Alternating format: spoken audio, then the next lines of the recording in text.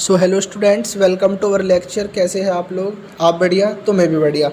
तो चलिए लेक्चर की शुरुआत करते हैं आज के। तो आज के लेक्चर में मैं पूरा चैप्टर आपको एक्सप्लेन करने वाला हूँ, तो ध्यान से सुनिएगा।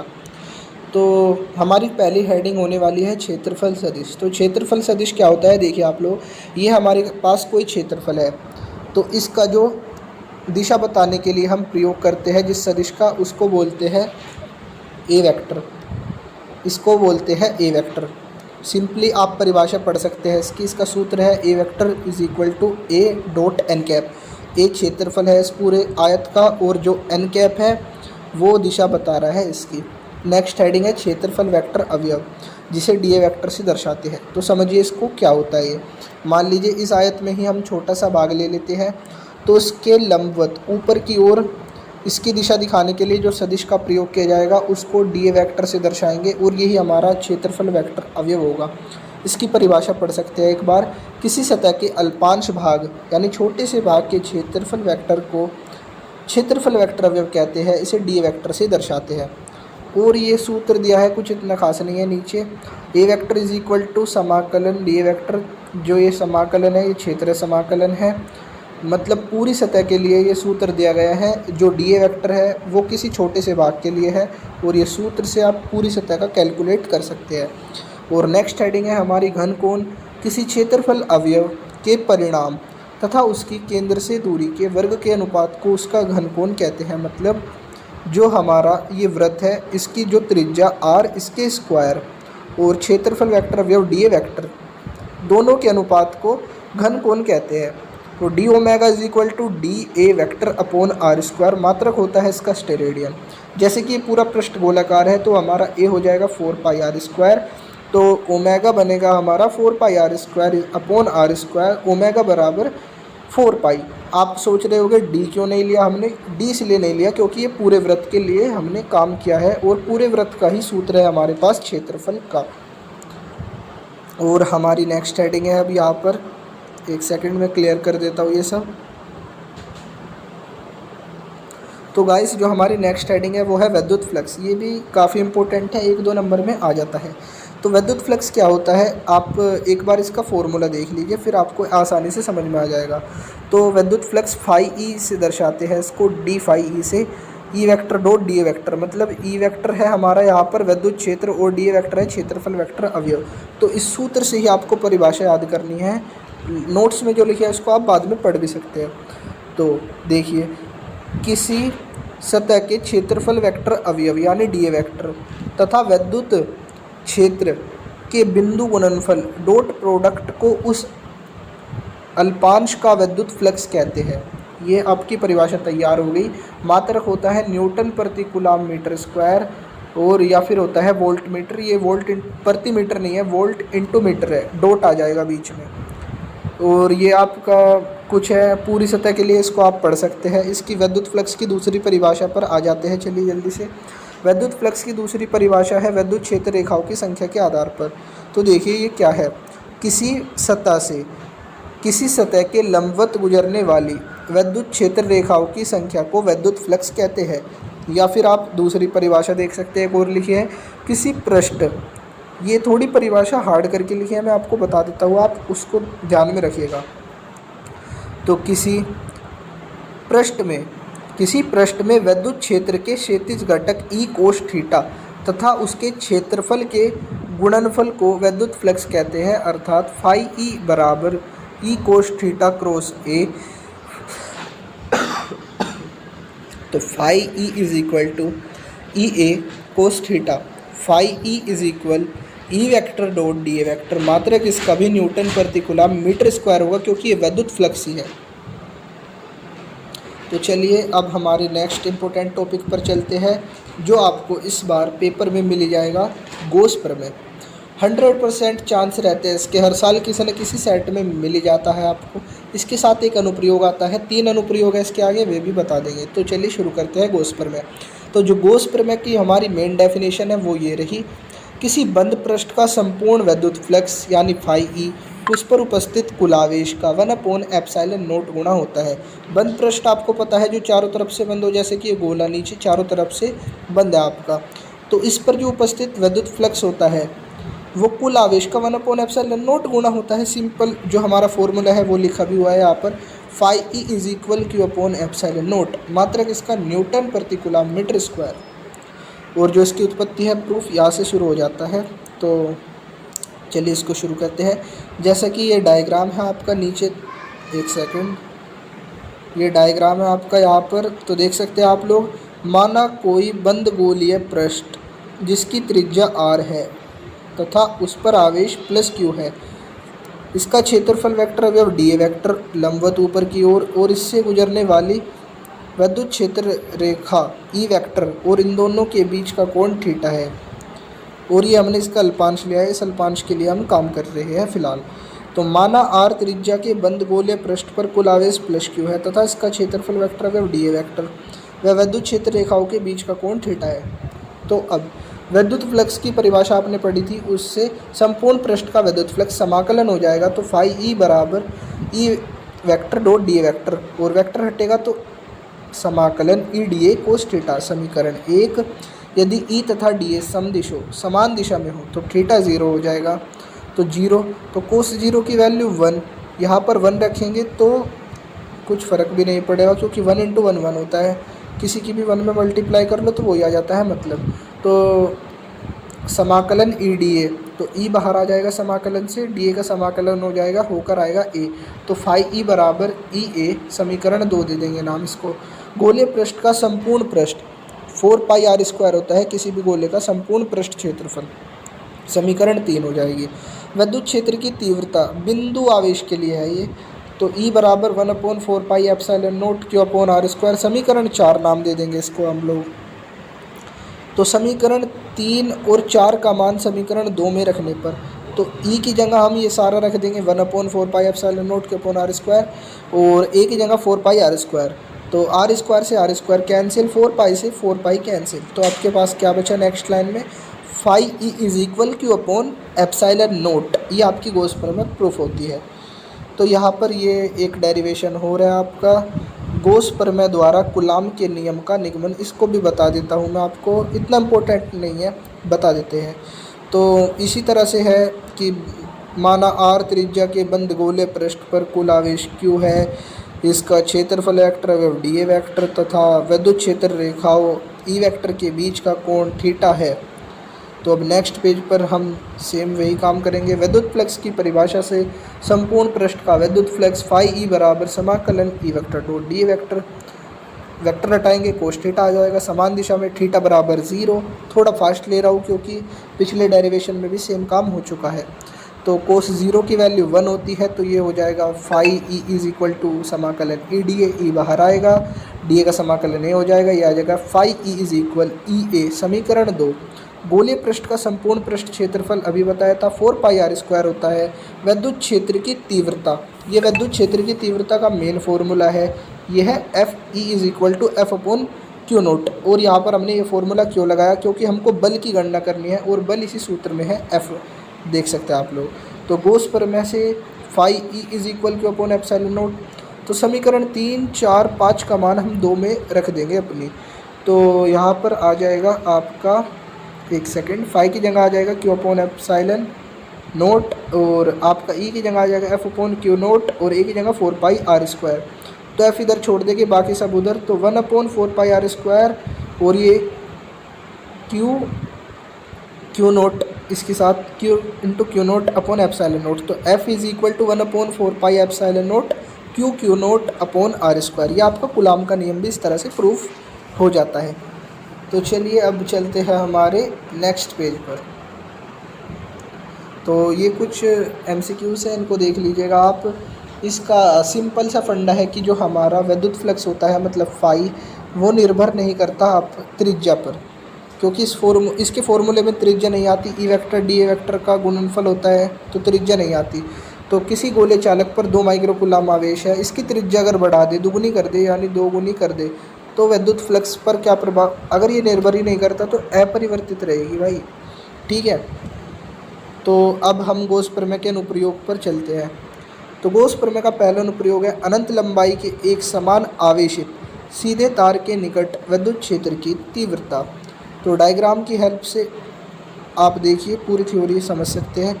तो माना एल लंबाई के किसी चालक पर क्यू आवेश है, माना एल लंबाई के किसी चालक पर क्यू आवेश है, इससे आर दूरी पर कोई बिंदु है जिस पर विद्युत क्षेत्र की तीव्रता ई ज्ञात करनी है। ठीक है, तो ये डायग्राम आप लोगों को देख लेना है। तो एक बार बता देता हूँ मैं आप लोगों को इसके बारे में। तो डायग्राम देखिए, आप लोगों का डाउट था कि डी ए वेक्टर दो जगह क्यों बनाया जा रहा है। तो जो देखिए बेलन है, ये हमारा तार है अनंत लंबाई का, इसकी हमने लंबाई मान ली है एल, क्योंकि इसके लिए ही हमको काम करना है।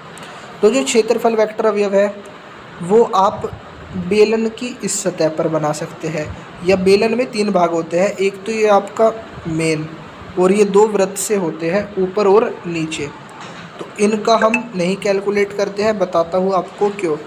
क्योंकि ये होता है, हम यहाँ पर क्षेत्रफल वेक्टर अवयव बनाएंगे और इधर से निकलेगी हमारी ये विद्युत क्षेत्र रेखाएं।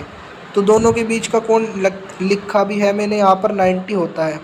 तो 90 होने के कारण आपको पता है फाई बराबर क्या होता है, D A vector dot E. तो इनके और कोस थीटा, तो इनके बीच का कोण है 0, तो ये पूरा मल्टीप्लाई में 0 हो जाएगा। तो यहाँ पर विद्युत फ्लक्स इस वजह से नहीं होता, और विद्युत इस वजह से हम यहाँ पर गणना नहीं करते, शून्य हो जाता है। नीचे भी इसी तरह से शून्य हो जाता है।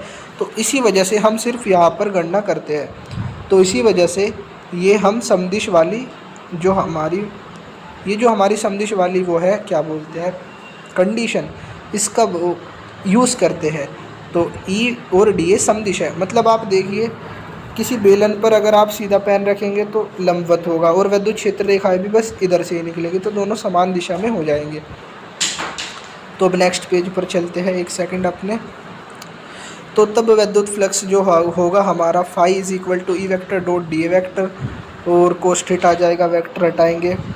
अगर दोनों समदिश हो तो थीटा बराबर 0, तो 0 की वैल्यू 1 होती है, ई बाहर आ जाएगा, डी ए का समाकलन हो क्या आ जाएगा, phi is equal to E A, समीकरण 1। गॉस प्रमेय से phi is equal to Q upon epsilon naught, समीकरण 2। बेलन का पृष्ठ क्षेत्रफल होता है 2 पाई आर एच, और आप पीछे देखिए डायग्राम में जो हमारी लंबाई है तार की वो है एल, यानी ऊंचाई एक तरीके से एल है इसकी। तो हमने एच की जगह यहाँ पर एल का यूज़ किया है। तो समीकरण 2 और 3 का मान हमने 1 में रख दिया, जो फाई है उसकी जगह आ गया क्यू अपॉन एप्सिलॉन नॉट, और ए की जगह 2 पाई आर एल। ई को इधर छोड़ दिया, 2 पाई आर एल अपॉन में आ गया उधर, E is equal to 1 upon 2 pi R L Q upon epsilon naught. दोनों मल्टीप्लाई में है तो इधर उधर कर सकते हैं। तो E is equal to 2 pi epsilon naught into Q upon R L, समीकरण 4। रेखीय आवेश घनत्व से, रेखीय आवेश घनत्व होता है lambda is equal to Q upon L. तो यहाँ से क्यू की वैल्यू निकाल लेंगे, Q is equal to lambda L, समीकरण 4 में हम इसको पुट कर देंगे, रख देंगे। तो यहाँ पर क्यू की जगह लैम्डा एल आ जाएगा, एल से एल कैंसिल हो जाएगा, आपका ई इज इक्वल टू बनेगा 1 upon 2 pi epsilon naught lambda upon R. तो ये हमको अपोन में 1 अपॉन 4 पाई एप्सिलॉन नॉट की वैल्यू पता है, और इसकी हमको आदत है। तो 2 से गुणा और भाग करने पर नेक्स्ट पेज पर ये उसी तरह बन जाएगा, E is equal 1 upon 4 pi epsilon naught 2 lambda upon are.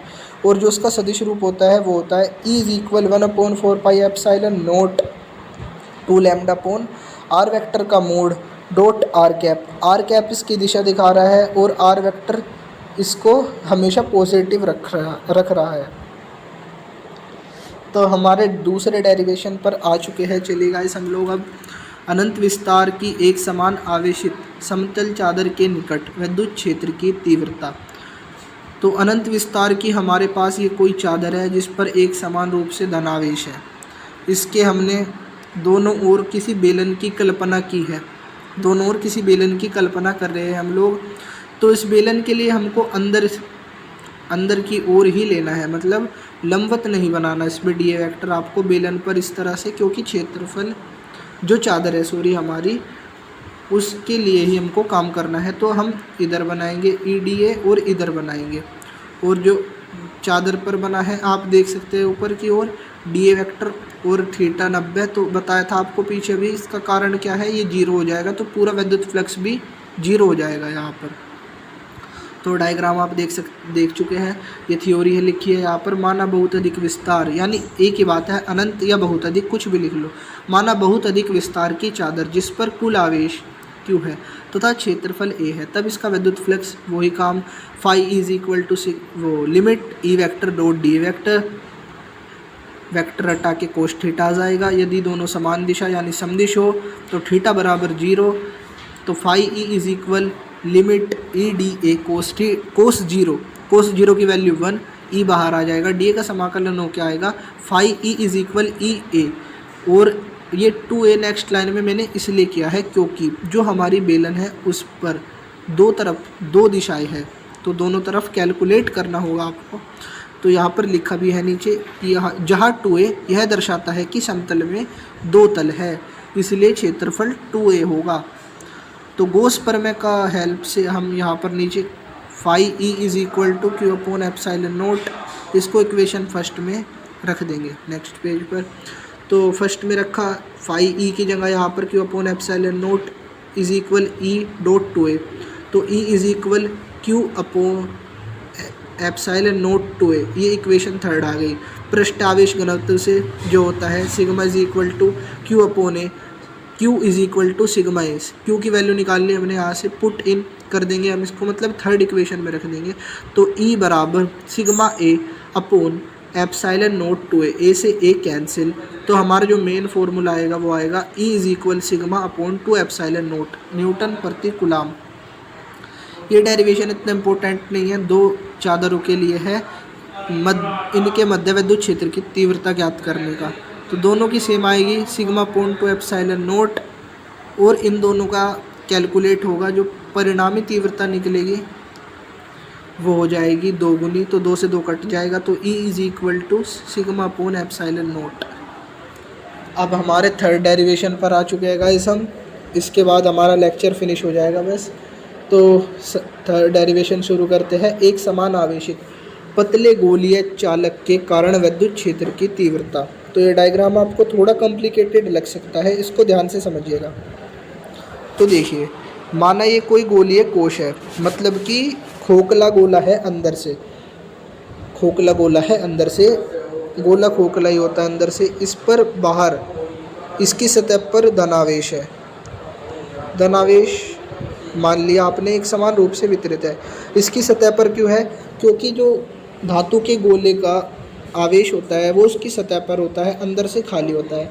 आपको कैसे बताऊँ, जैसे क्रिकेट की बॉल अंदर से खाली होती है और बाहर से चारों तरफ से बंद होती है। तो इसकी त्रिज्या हमने इस मान ली कैपिटल R है और आवेश Q है। तो जो हमारा विद्युत क्षेत्र उत्पन्न होगा वो कुछ इस प्रकार से होगा, इससे स्मॉल r दूरी पर हमारा विद्युत क्षेत्र उत्पन्न होगा। तो अब थ्योरी पढ़िए। माना कैपिटल R त्रिज्या के बंद गोलीय चालक पर कुल आवेश Q है। ये इस कैपिटल R त्रिज्या का बंद गोलीय चालक है जिस पर आवेश Q है। इसके केंद्र से R दूरी पर, इसके केंद्र से R दूरी पर कोई बिंदु A है जहाँ विद्युत क्षेत्र उत्पन्न हो रहा है। तब बिंदु A पर विद्युत फ्लक्स ज्ञात करना है हम लोगों को यहाँ पर। तो phi E is equal to limit E vector dot D A vector, vector हटाएंगे कोस थीटा आ जाएगा। समदिश हो, समान दिशा में हो तो थीटा 0। तो फाई E बराबर लिमिट E डी ए कोस 0, कोस 0 की वैल्यू 1, कोस 0 की वैल्यू 1 रखी, तो समाकलन E डी ए, ई बाहर, डी ए का समाकलन हो जाएगा, यहाँ पर लिखा भी है A। तो फाई E इज इक्वल ई ए, ये इक्वेशन सेकंड हो गई हमारी। नेक्स्ट पेज पर चलते हैं। अब गॉस प्रमेय से phi E is equal Q upon epsilon naught, equation third. यदि गोलीय चालक हो तो A बराबर 4 पाई R स्क्वायर, गोले का पृष्ठ क्षेत्रफल होता है 4 पाई R स्क्वायर। तो थर्ड और फोर्थ इक्वेशन को हम सेकंड में रख देंगे। तो फाई की जगह आ जाएगा Q अपॉन एप्सिलॉन नोट बराबर E, A की जगह 4 पाई R स्क्वायर, तो 1 अपॉन में आ जाएगा। तो E is equal to 1 upon 4 pi R square dot Q upon epsilon naught, तो E is equal 1 upon 4 pi epsilon naught Q upon R square. ये formula बना। और इसमें आपको 3 केस अब चेक करने हैं, क्योंकि 3 तरह से हमारा जो विद्युत क्षेत्र है वो हमको ज्ञात करना पड़ेगा।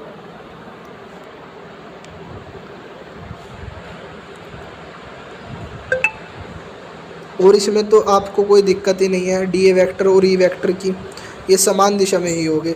विद्युत क्षेत्र की तीव्रता भी ऐसे ही निकलेगी और जो आपका डी ए वेक्टर है वो भी चारों तरफ से कहीं से भी देख लो सारी जगह से लंबवत ही डलेगा इस गोले पर। ठीक है, तो अब देखिए आपको 3 केस कैसे बन रहे हैं बताता हूँ मैं। जो हमारा पहला केस है, एक सेकंड, वो है यदि बिंदु ए गोले के बाहर हो, यदि बिंदु ए ये गोले के बाहर यहाँ पर मान लिया हमने, तो त्रिज्या बैठ जाएगी आर, जो कि हमारी कैपिटल आर से बड़ी होगी। तो यहाँ पर लिखा भी हमने स्मॉल आर हमारी कैपिटल आर से बड़ी होगी, तो स्मॉल आर का यूज़ कर देंगे हम यहाँ पर फॉर्मूले में। ई इज इक्वल 1/4πε0 Q/r², मात्रक न्यूटन प्रति कूलाम। यदि बिंदु ए गोले पर हो तो आर बराबर यानी स्मॉल आर बराबर कैपिटल आर, मतलब ये जो आपको दिख रहा है हमारा गोला, ये जो आपको गोला दिखाई दे रहा है, यदि इसी पर बिंदु ए हो तो त्रिज्या आर ही बैठेगी, तो स्मॉल आर और आर बराबर हो जाएगी दोनों की दोनों। ठीक है, तो आप इसमें से कोई सी का भी प्रयोग कर सकते हैं। यहाँ पर हमने कैपिटल आर का प्रयोग किया है, बस आर बदलना है। और यदि बिंदु ए गोले के अंदर हो तो क्यू हमारा 0, और गोले के अंदर मैंने आप लोगों को बताया था कोई आवेश नहीं होता, आवेश सारा उसकी सतह पर बाहर होता है। तो Q0, तो हमारा Q0 रख देंगे यहाँ पर, तो Q0 तो मल्टीप्लाई में इसका सब कुछ 0, तो हमारा E भी 0 आ जाएगा, विद्युत क्षेत्र की तीव्रता भी। सो आई होप ये एक छोटा सा ग्राफ हो रहा है। यदि चालक के केंद्र से दूरी तथा विद्युत क्षेत्र की तीव्रता ई में ग्राफ खींचे तो ऐसा प्राप्त होगा आप लोगों को। ये वाई अक्ष पर ई लिया, एक्स अक्ष पर आर, चालक के केंद्र से दूरी ली, और ये कैपिटल आर है यानी मैक्सिमम त्रिज्या है। उसके बाद अगर आप आर बढ़ाओगे स्मॉल आर तो वो घटती चली जाएगी हमारी विद्युत क्षेत्र की तीव्रता। ये मैं अच्छे से एक्सप्लेन नहीं कर पाया हूँ, सॉरी आप लोगों को। तो thank you for watching this lecture. Okay bye.